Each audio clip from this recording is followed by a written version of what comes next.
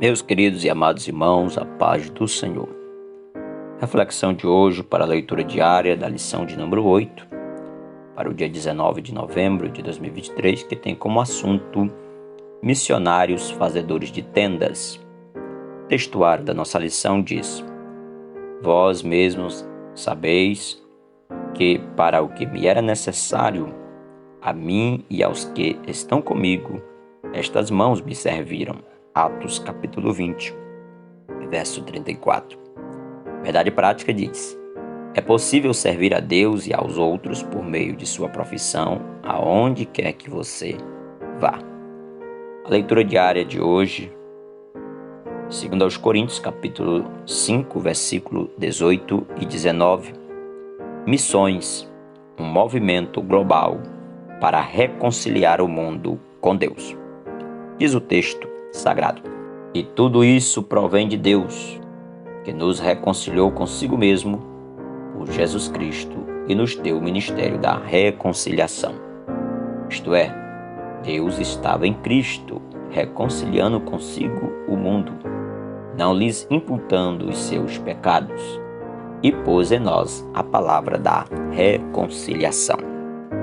Ao descrevermos o ministério da reconciliação, podemos fazer alguns destaques importantes. Podemos observar que o ministério da reconciliação origina-se em Deus e não no homem.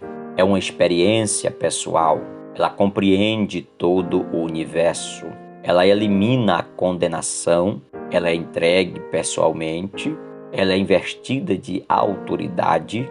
O ministério da reconciliação é aceita voluntariamente. Ela realiza o impossível e também é experimentada a cada momento. Vejamos alguns pontos sobre o ministério da reconciliação.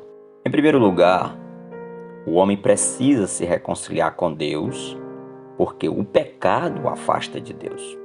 A Bíblia diz que as nossas transgressões fazem separação entre nós e Deus. Todos pecaram e destituídos estão da glória de Deus. Todos nós teremos que comparecer perante o tribunal de Cristo. E nesse dia, seremos julgados pelas nossas palavras, obras, omissões e pensamento. A reconciliação é uma necessidade vital, porque existe uma barreira alienadora entre o homem e Deus, que é as nossas transgressões. E a reconciliação é exatamente a remoção dessa barreira. O homem precisa se reconciliar com Deus, porque o pecado o afasta de Deus. Em segundo lugar, podemos destacar que o homem precisa se reconciliar com Deus, porque todo o impulso do seu coração é contra Deus.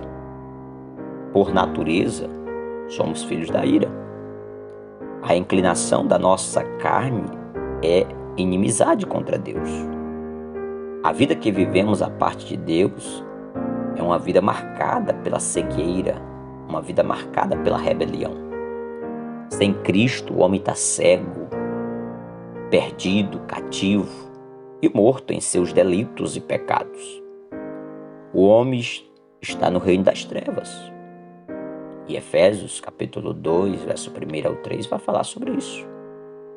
Está na potestade de Satanás, está na casa do valente, está seguindo o curso deste mundo, está fazendo a vontade da carne, está andando segundo o príncipe da potestade do ar. Como o filho pródigo, o homem rompeu com o pai e foi para um país distante.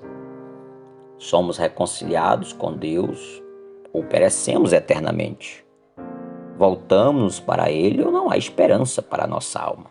A reconciliação é iniciativa divina. O texto diz: ora, tudo provém de Deus. Em segundo, a reconciliação realizada pela cruz de Cristo é o resultado e não a causa do amor de Deus. O texto vai dizer: por meio de Cristo. Em terceiro lugar, a cruz de Cristo foi o preço que Deus pagou para nos reconciliar consigo. Deus nos amou e nos deu seu Filho.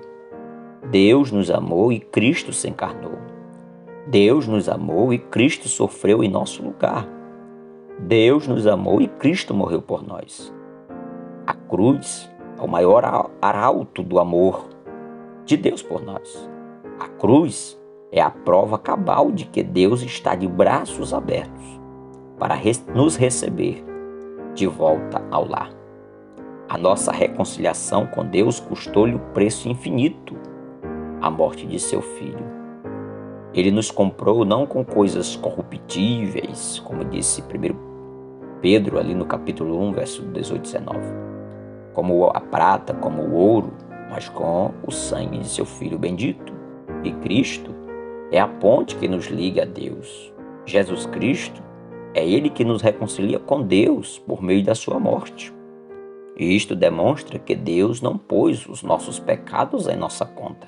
Deus pôs os nossos pecados na conta de Cristo. Deus pôs a justiça de Cristo em nossa conta. O justo, Cristo, justifica o injusto, sem deixar de ser justo pela imputação da justiça do justo ao injusto. Deus é justo e justificador daquele que tem fé em Jesus.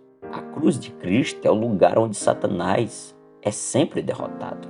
Ela era o as escondido na manga de Deus e com a qual o diabo não contava.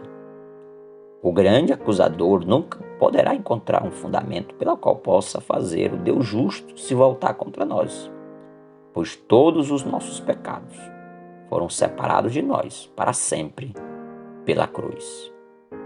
Que esta mensagem, que esta reflexão esteja em nossos corações e que Deus nos abençoe no nome de Jesus. A paz do Senhor.